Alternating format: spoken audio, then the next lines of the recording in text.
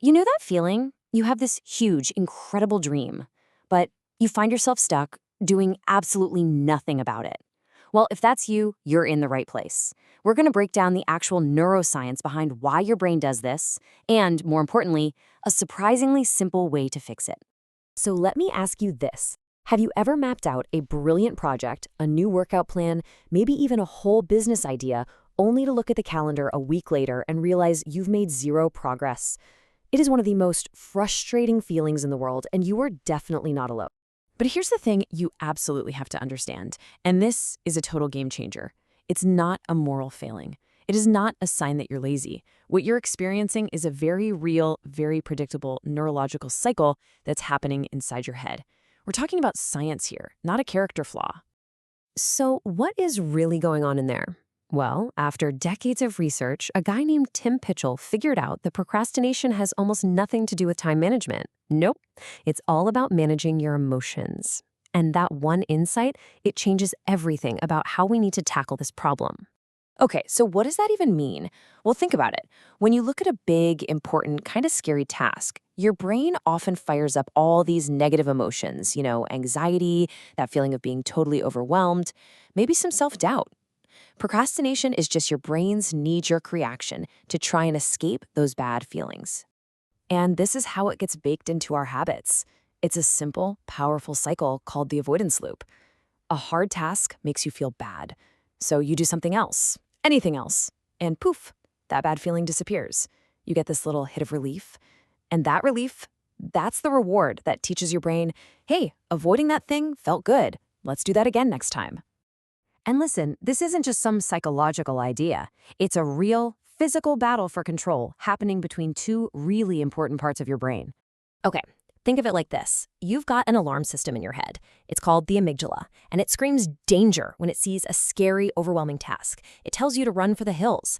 But you also have a rational action taker part of your brain that's supposed to step in and say, hey, calm down, we got this, and then push you to act. When you procrastinate, the alarm is winning that fight.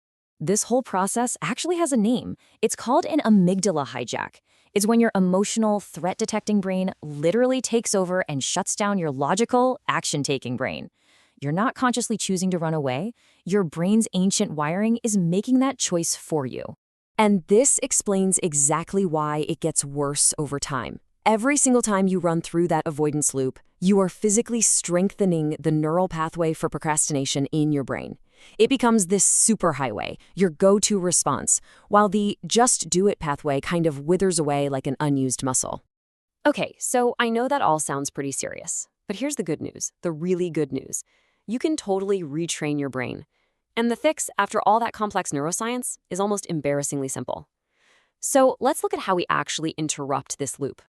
That's it. That's the whole secret. You just start. You don't have to finish the thing. You don't have to do it perfectly. You just have to begin. The only goal here is to prove to your brain's alarm system that the threat isn't really a threat at all. So how do you actually do that? You commit to a tiny, completely non-threatening amount of time. I'm talking 5 to 10 minutes. That's it.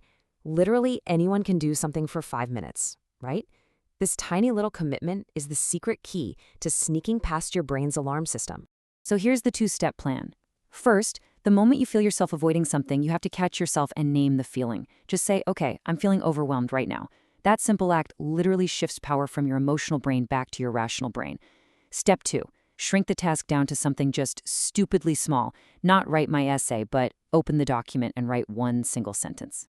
And here's the wild part. Here's why that works. Study after study shows that the dread we feel before starting a task is almost always way, way worse than the actual experience of doing it. Your brain is a terrible fortune teller. Once you get started, you almost always have that moment of, oh, this isn't as bad as I thought. Now, some of you might be thinking, hold on, I'm not just sitting on the couch doing nothing. I'm busy all the time.